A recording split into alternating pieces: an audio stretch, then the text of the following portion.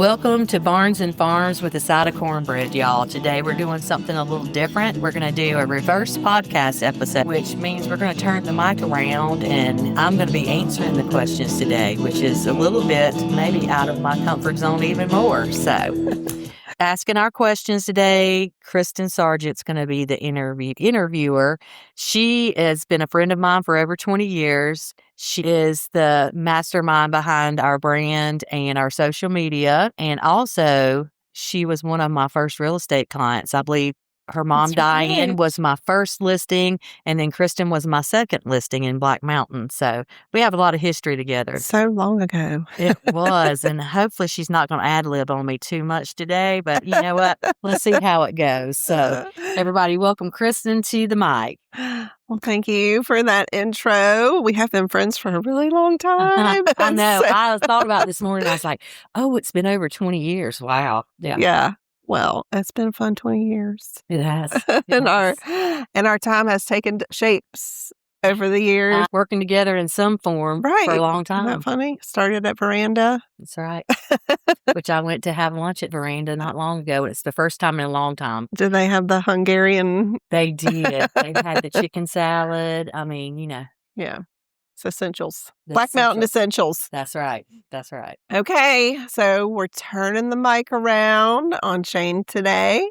And this is just going to give you, listeners, a little insight on the woman behind the microphone, behind just the story. Me cornbread. My draw will probably come out a little more while I'm talking to you. That South Carolina draw tends to match each other, I feel like.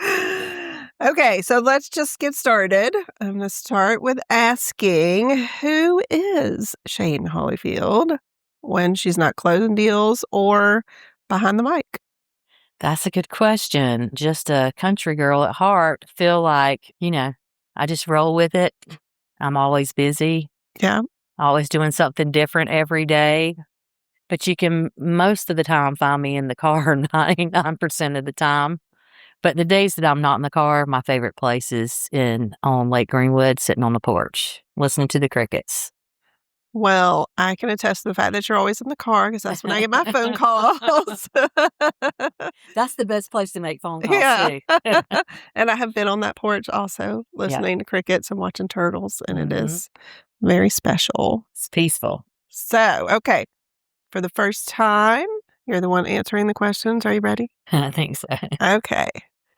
Who were you before you started in real estate?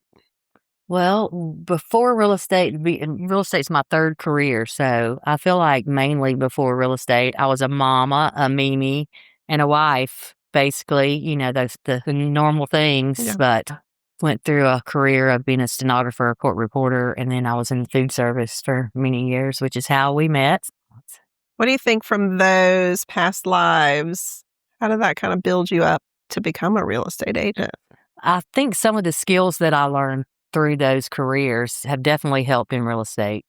The first career I had straight out of high school when I was a court reporter, I traveled a lot with attorneys and would do depositions. And then at the end, the last half of that career, I worked mainly with a few core attorneys and they did insurance practices. So I learned how to read people very well. Mm-hmm. I learned how to have conversations with all types of people. And so I feel like that was the main skill that I retained out of that, which really helps in real estate because a lot of times you're meeting people for the first time, no matter if it was a referral from somebody else. Most of the time you're meeting somebody new and you're helping with one of their biggest transactions that they'll ever have in their life. So that skill has paid off in that way. I think the hospitality industry is the same way. It shapes people to be, you can read a room, you can read people, you can anticipate exactly where you need to be when, and that's all about relationships, right? Which is what it is. Real estate is about. Which is what basically everything's about when you get down to it. I feel like one of the main things of being in food service management taught me how to react or how to not react. sometimes, with customer service and things Yeah. like that. And Take that sometimes pause. everything you think does not need to come out of your mouth. I've learned that most of the time.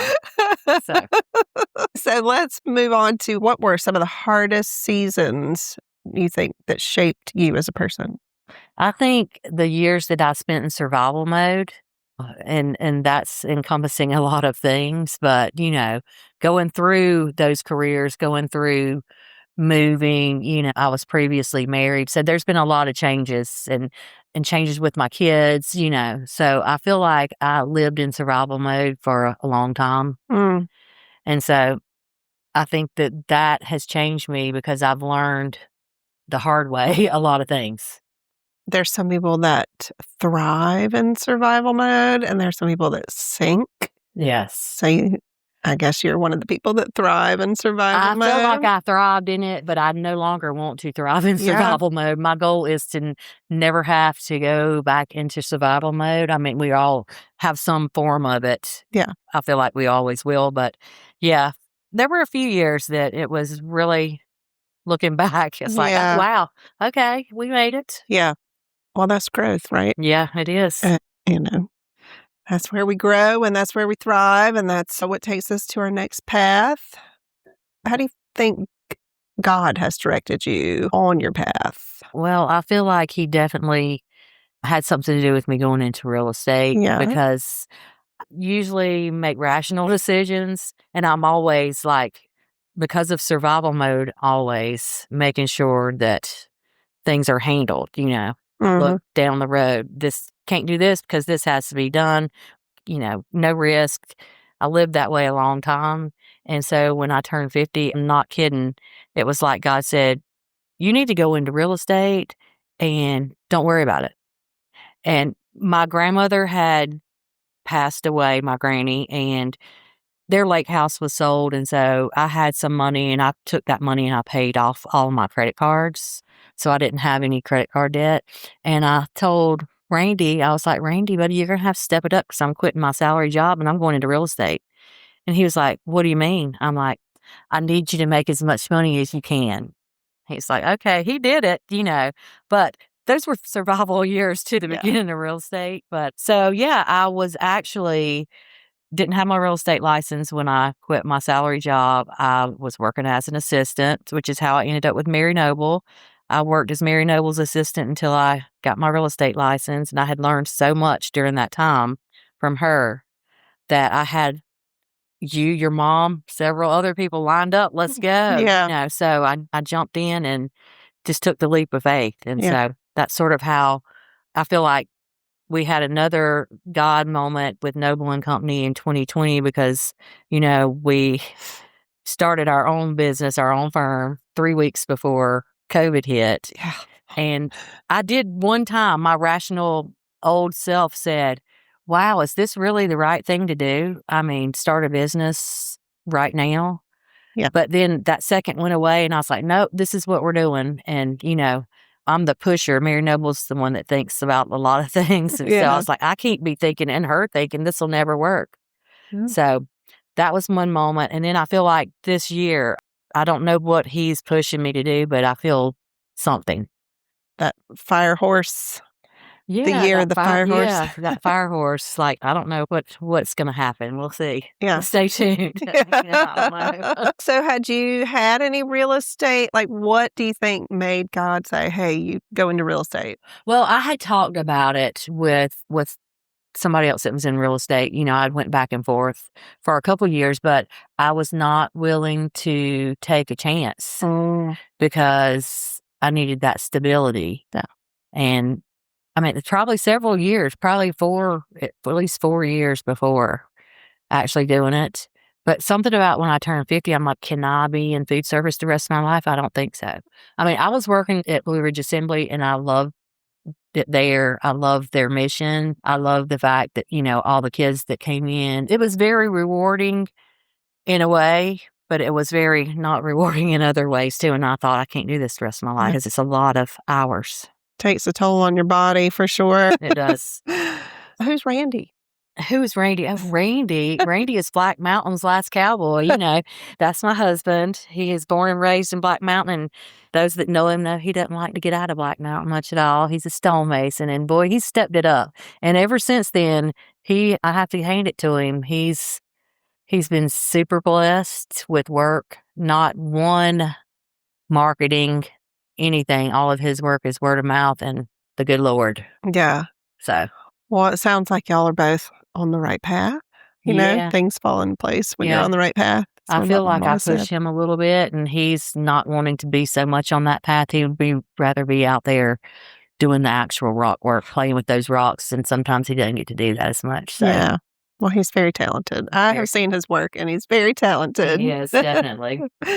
So, as far as relationships or just your life in general, do you feel like you've had to let things go or change anything personally to step into this life that you have now? Oh, yeah. I have had to let a lot of control go. I mean, I'm still not completely let go of that control, but I'm working on it. And I feel like every year it gets a little better and better. Maybe you can ask Mary Noble that question. I don't know if she'll have the same answer, but, and also over the years, we all have habits. I've let habits go. And now I'm like, wow, it's always better in hindsight. I don't have any regrets, really. It is what it is. And that's just part of going through life. Yeah. Well, yeah, those relationships change and shape you. They do. I'm thankful for the ones that last for a long time, though. Yeah, and can grow. I mean, that's important. Exactly. Yeah. Okay, so let's tackle a little real estate talk. Okay. What do you think sets you apart in the market today? I feel like people on the phone, but once I meet somebody in person, then I automatically connect with them. I mean, not everybody is meant to work together, and I have found that out the hard way over these years. But I feel like that, I'm really compassionate and I care. And once you make a genuine connection, it does sort of make a lasting relationship. Yeah. Face-to-face connections where it's at, if you ask me. I agree. Yes. I answer my phone, but I'd rather talk to somebody in person. Yeah. And I'm truly, on the buyer's standpoint, they can tell me all day long on the phone 100 things that they're looking for, and I'll start a search for them. But after I meet them and show them a couple of houses, I can sort of like, okay, they're not going to like this one. I would never do that before I met anybody. Yeah. But after I meet somebody, I'm like, oh no, it might be something I picked up on just walking around, but I can usually sort of weed out and save them time and save, Yeah. It goes back to your reading people, intuition. It does, yes. Well, you have that part right. What do you think other agents might be doing wrong right now? Oh, well, no judgment. I mean, we're all out here doing the best we can. One thing I can say is not everybody cares, and sometimes it's all about money, and sometimes people pick up on that. I've had clients that come to me and say, we had another agent, but we just didn't fit, or, and so I feel like if you are in it for the wrong reason, you might not stay in it a long time. I feel like y'all are so lucky to have a whole crew that is like that everybody connects and really cares about their client. Yeah. They're just not like a number. That's sort of why we ended up with Noble Company, because we were with a bigger firm, and I didn't feel that connection, and I didn't like, I didn't like a few things. So I'm like, I'm leaving, and I was like, oh, we're leaving. So, but yeah, it's turned out great. It's turned out we have been very blessed with agents. Yeah, I love everybody there. Yeah. So over time, some little things have shifted, of course, as far as any business goes. And you seem to have honed in on what's really important to you, which is land, farms, and legacy properties. Mm-hmm. Tell us why those matter to you. Well, first of all, I'm a big animal lover, and so anything that, like I say on the podcast, if it lives on a farm, sleeps in a barn, or loves country Southern food. But yeah, I really enjoy helping farmers. That's why I have this podcast mainly. That was one of the first things I thought about. As far as loving those transactions in real estate, it's something I have a passion for. And it's important that people do keep in mind that not all realtors have conservation, preservation, and those things in mind. It's just a sale. And I feel like my family has had farmland, and I feel anybody that has generational farms, if they have to sell it or if they want to sell it and do something different, that they have somebody that has that frame of mind that, a lot of times you can put something in the conservation easement. It's still valuable to somebody. Then that's peace of mind, them knowing that their grandparents and their great-grandparents didn't just really work hard for something to turn into a development, So, Yeah, because there's definitely no shortage of developments popping up on anywhere. Yes.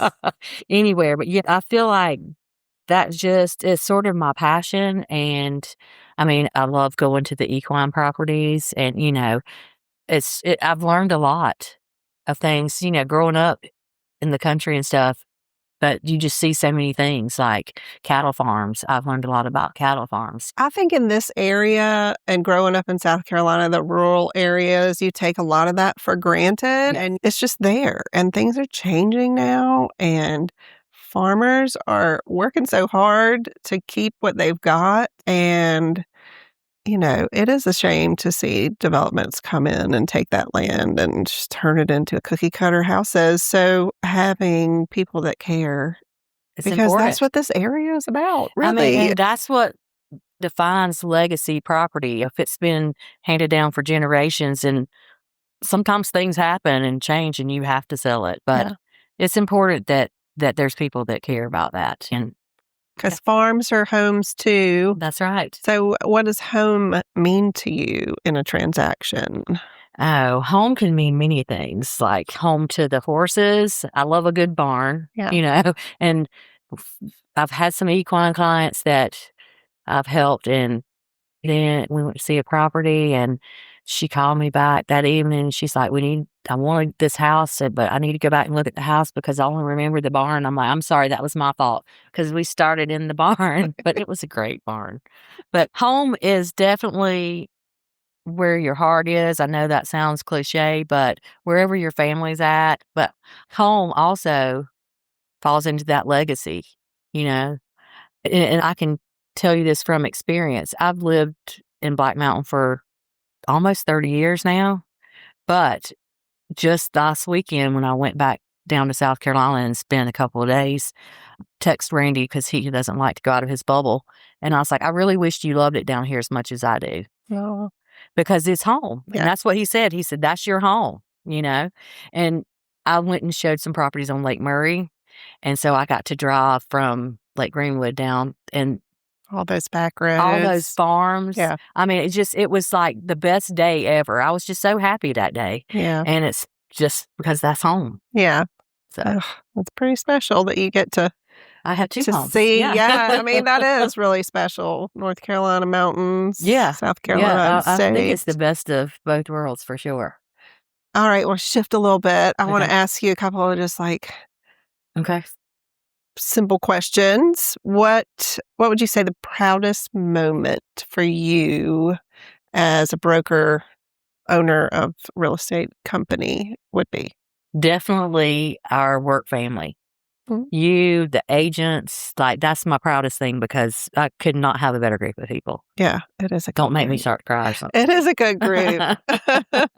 How about a deal that has challenged you and what you learned from it? There's been several of those, and we won't go into the details of them, but I had one down in South Carolina that it was interesting seller situation, and one was pushing me, and of course I made a mistake because I was being pushed, and I ended up paying for it. And so now that takeaway from that was, not all people are meant to work together, and if it doesn't feel good, don't do it.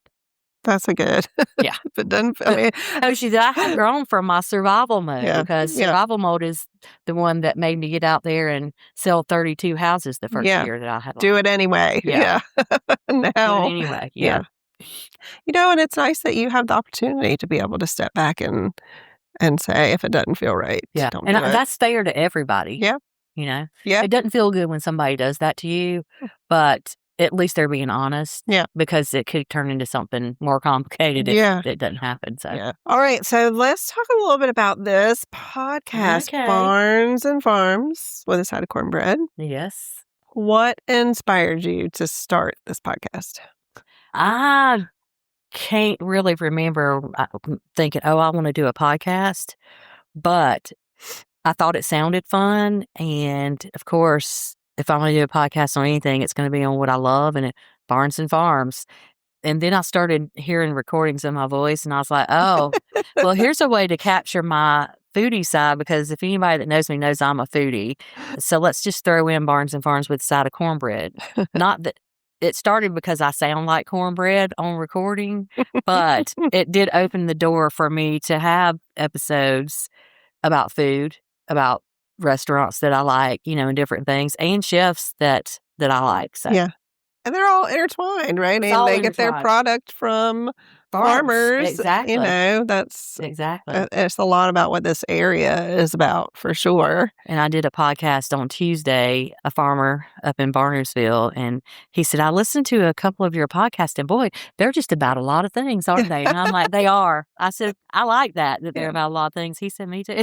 But they are all intertwined, they are, Yeah. And I think, as I've watched you grow, you've taken the things that you like, and they've all just sort of fallen into place together and created this nice woven fabric of what this area is about. So I think having a few different things is a good thing. It is fun. I always have a takeaway from every podcast, like just a personal takeaway. Yeah. That I learned something. So. Well, tell us one of your best takeaways. Can you think of one of those off the top of your head? Okay, well, Pete Dillingham at Harmony Mountain Equines, I cannot answer this question without him, because he is just such genuine soul, and anybody that's listened to that podcast or heard his voice just knows that he is captivating. Yeah. And the way he talks about natural horsemanship made me think that that's not only applies to animals, that applies to people, to humans. I had a really big takeaway after that. And I've listened to that. That's probably the one that I've listened to more than once or twice. I'll say that I was there for that podcast, and he moved me deeply. Yes, I mean, he's just very, very captivating. Yeah, but I've taken something from each one of them. I mean, the one that I had with Nate, it just made me so happy because I hadn't really seen him in so long. Yeah. Nate is Kristen's husband, and he's an amazing and of course, the cornbread that he made me, I'm still talking about to this day. That is good cornbread. It is. So good. And he resources local farms for everything that he does, and he's been doing this for years and years. Yeah, he's been here for generations, and he knows about the land here too. And I think that, just listening, you talk about Pete and Nate, it's really comes down to human interaction again and personal relationships, which is what real estate is about, I think. And this is my opinion. But I think for a good and successful real estate company, agency, it has to be about the relationship, because these transactional things just come and go. You've got to make those relationships and like making relationships. You have to really like it. And I feel like I went through a little time, and maybe it was before real estate, that I wasn't like all about the relationships, and I can sort of close myself in a little bit. But now I'm aware, and I catch myself doing that. And I was like, no, let's go do something. Who would have ever thought that I am in a women's entrepreneur group? But I really enjoy it, and the connections are great, and I'm taking stuff away from it. So. Well, it sounds like you're just taking a lot from all the relationships you've made from every arm of these businesses that you're in.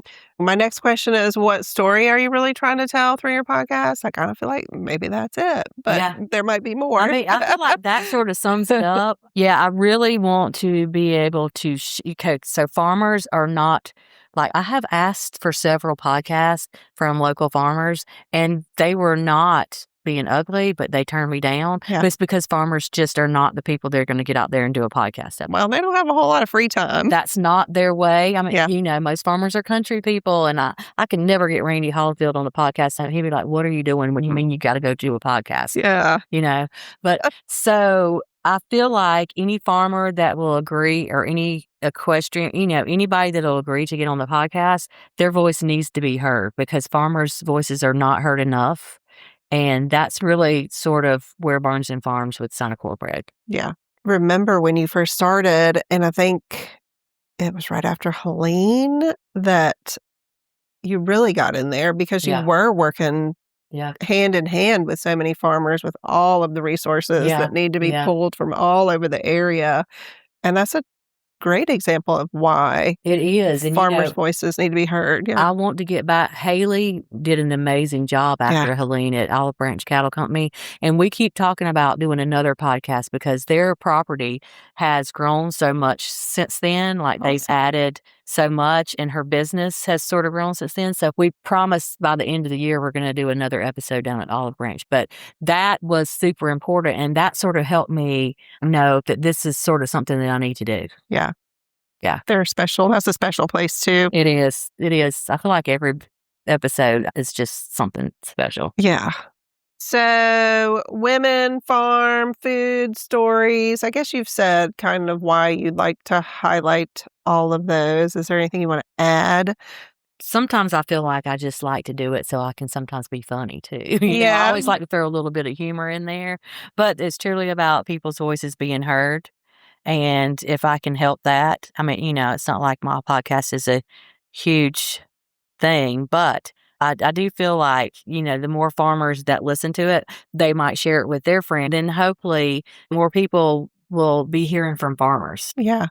I mean, you know, it's an easy way to get their story out there too, because that way they're not having to hustle on top of the hustle they already have. Like I did the episode at Big Ivy Beef, and it was amazing. And I actually buy their beef every Saturday at the Black Mountain Tailgate Market, or the spring market, because the tailgate market hadn't started yet. Yeah. So that's how I ended up doing the podcast with him.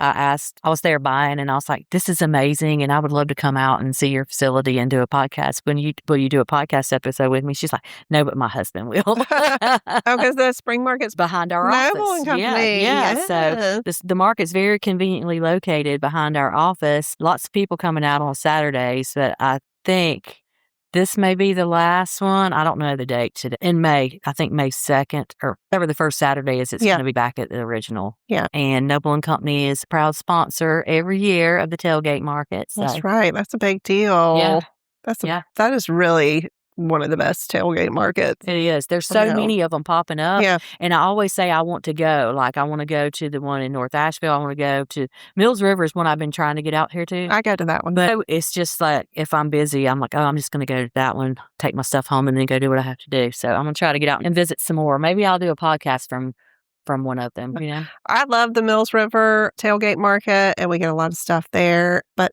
the Black Mountain tailgate market is just so special, because it's so, all of Black Mountain is like that. It's just so community oriented, and Jacqueline has it so organized. Like, I feel like it gets better and better every year. It gets better, and just seeing families out there hanging out, like it's a highlight of their weekend to go play at the farmers market. I meet one of my clients there, one of my buyers. I text her last week, and I said, I'm not going to be at the market because we always just run into each other there. I said, I'm going to be in South Carolina this week. I won't see you at the market, but we'll catch up. So, I mean, you know, it is great. And there's just, you know, a lot of farmers there. A lot of farmers there. And Jacqueline's doing something really cool. Yeah.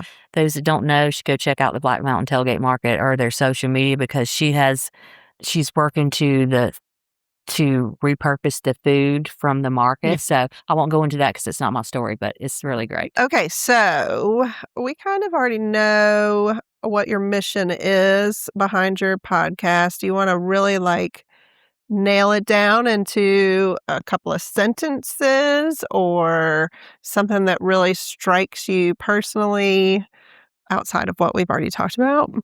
I feel like we've covered a lot of it. Just the connection, the heartfelt connection that I take away from each one of these is sort of what means the most to me. Now, I hope that, somebody else gets something else out of it, but I just feel like that's what's keeping it going, and I have committed to doing. I was sort of inconsistent with it last year because it was new, and, when somebody would tell me no, I'd be like, "Okay, well, I'll go." So I sort of have them lined up now, thinking ahead and just getting serious about it, so. So it really has become like another arm to your It business. has. Well, it seems like it's grown, organically. Yeah. And now you're sort of planning a little more. So where do you see it headed next? I don't know. I feel like I've been focused on North Carolina just because it's real easy, but I want to get down there. Like I said, driving from Lake Greenwood to Lake Murray, there were so many farms. I met this guy at Olive Branch Cattle Company that was here bringing hay, doing relief work, for his family's dairy farm. I would love to get down there and get their story out because they supply all the local stores. I'm just gonna ease out a little bit and not because it's been mainly focused on North Carolina. Yeah. Tell us a little bit about how you found your voice and your brand style.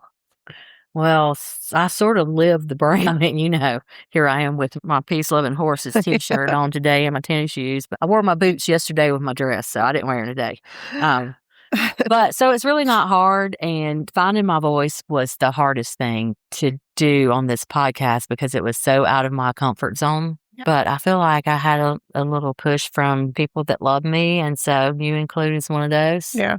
And now it's like I get excited to do them. I'm not nervous at all to do them. Oh, that's means you're where you're supposed to be, I guess, right? Yes, exactly. Well, I know that other people might refer to you as a Western belle, but there's a little bougie on the side of it. So what do you think that means? Bougie Western. I don't know. I feel like that's coming from country roots, but acquiring a taste for good things, like when you're in survival mode for so long and then you're easing out of it. You can like different things. You can allow yourself to like different things. Randy does not know that train of thought. He's like, "What are you?" But I'm like, "I'm still me." It's always probably been in you, just waiting for the right time to come out. So, yes. How do you balance the real you versus the polished I don't. you? I don't. I like to shop and I like to buy clothes. And I do. I have such a big variety of clothes. I probably would wear jeans and boots every day. But in real estate, that just doesn't feel, it depends on what type of property I'm showing. Yeah. So I feel like I don't balance. I just do what I feel like doing that day. So it's the real polished you. That's right. That's it. Yeah. This question makes me giggle before I say it. Have you ever felt like you needed to tone yourself down? Absolutely not. You know me.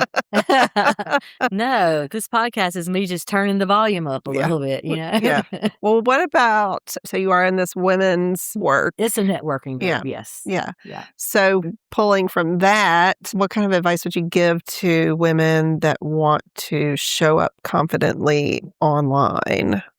You've definitely grown your online presence. So yeah, I feel like social media should be genuine. And so just do you. Just be yourself. Yeah. And I feel like that's just the only way to do it. Sometimes you might see me dressed up a little more, but I already had those clothes in my closet before that event or whatever that happened. A lot of times in these women groups, they're talking about, "Oh, what are we going to wear this?" I'm like, y'all can just come to my closet. I've got so many things and so many different sizes. Yeah.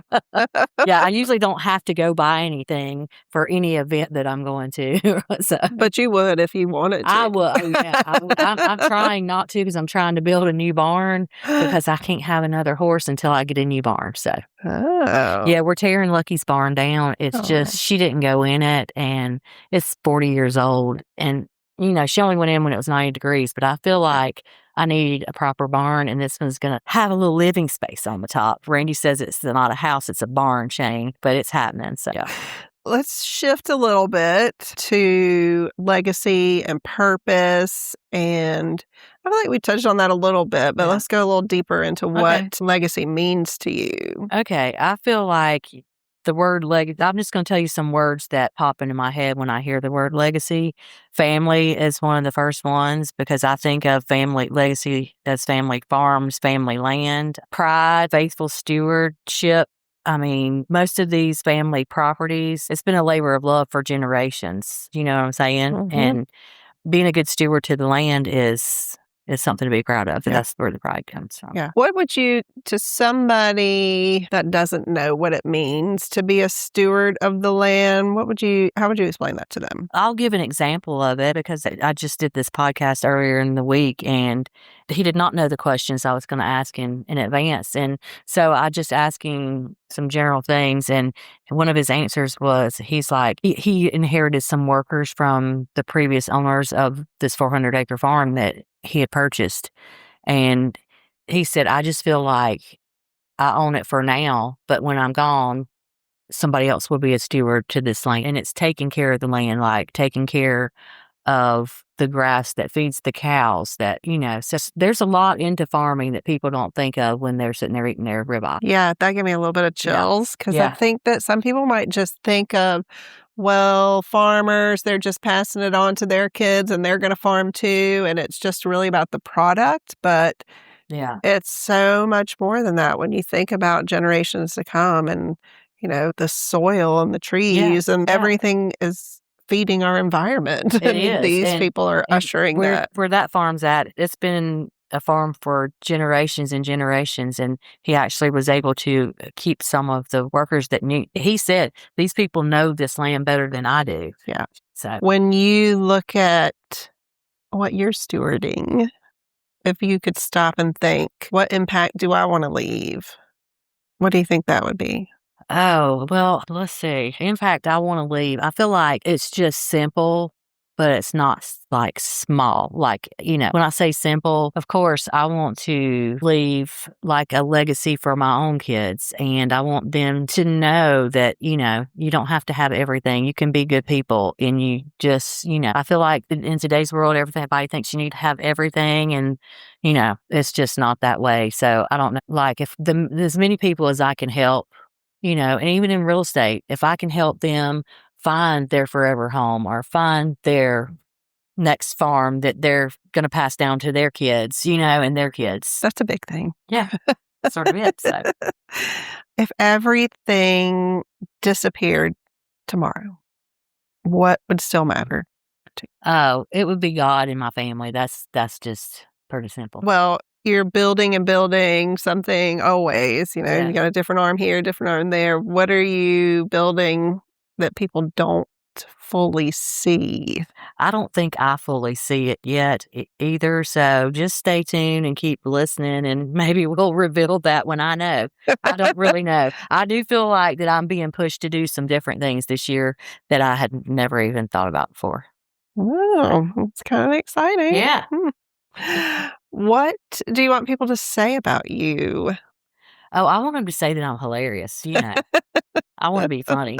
I want to be naturally funny like Holly Lindsay. Happy birthday, by the way, to Holly Lindsay today. Okay, well, let's do some fun and fast questions. Perfect. Okay, ready? I'm ready. Farm life or city life? Farm life. Yeah. So. I think that everybody can figure that one out. Right. Okay. I could live in a condo maybe one day in the middle of Greenville because I look at them, I'm like, that must be nice to live. Maybe one night a month. What the? Yeah. Boots or heels? Boots. Always. Morning hustle, slow porch coffee. Morning hustle is me because don't ask me to do things after about 5 o'clock. And I cut my phone off at 7 because nobody really even needs to hear anything that comes out of my mouth after them because I get up really early in the morning. So morning hustle is the way to go. That's good because I remember way back when you started and you would answer my texts at like 11 o'clock at night. And I would be like, just because I'm sending a I text, know. not mean you have to answer it. That's a lesson that I've had to learn too. And then that was a huge step for me to not answer my phone after 7 o'clock. And when I say don't answer it, I don't answer it for anybody. Now, if I hear it multiple times, I will go and make sure nothing's wrong with my family or my grandkids or something. And if it's something important, I will answer it, but don't expect it after 7. Favorite comfort meal? Oh, that changes all the time. I really want to say that cornbread that Nate made me because I'm hoping he's going to listen and get me some more. So my new thing right now is I am stuck on burrata, fresh tomatoes, basil, and spice, which makes this hot honey that I get at the farmer's market. And I've had that probably every day for the last 2 weeks. And if on top of some of that savory cornbread, it would be even better. Ooh, it would. So I'll bring that when Nate makes that cornbread, and we'll just have that as a meal. Wait until summer comes. I am. I've been searching for good tomatoes, and actually, I found some pretty decent ones. Okay, what is your must-have always on a closing day? That's another easy one, a Grateful Heart. That's a nice, that's a nice thing. That is always the best thing. I mean, there's always different things, but that is the most important. They don't all make it there. So as we wrap this up, what would you like to say to someone dreaming of land or a new chapter? Call me, of course. And where can people do that? Where can they connect or work with you? They can go on the Noble Company website and just click about, and they can find an agent, and all of our info's on there. There's bios, there's reviews, social media. Send me a message. I'm out there on social media a lot, so it's not hard to find me. Well, tell us the website first. The website is nc-realty.com. Okay. And then you can find me on Instagram at Shayne Hollifield Realtor, and on Facebook it's Shayne Hollifield Realtor at Noble Company Realty, and my personal one is Shayne Spearman Hollifield. I think that's about it, except for you sort of answered this already, but what's next for you? Oh. And this can be personal too, Yeah. I mean, whatever God wants me to do next is what's next for me. I feel like I'm just, going to focus in on the farms and trying to build my barn and spend some time at the lake. Yeah. Have a little rest time at the lake, listening to the crickets. So. Well, it sounds like it's worked for you so far. Yeah. So, yes. Well, all right. Thank you for being such a good interviewer. And until next time, farewell. God bless y'all. And don't forget to thank a farmer.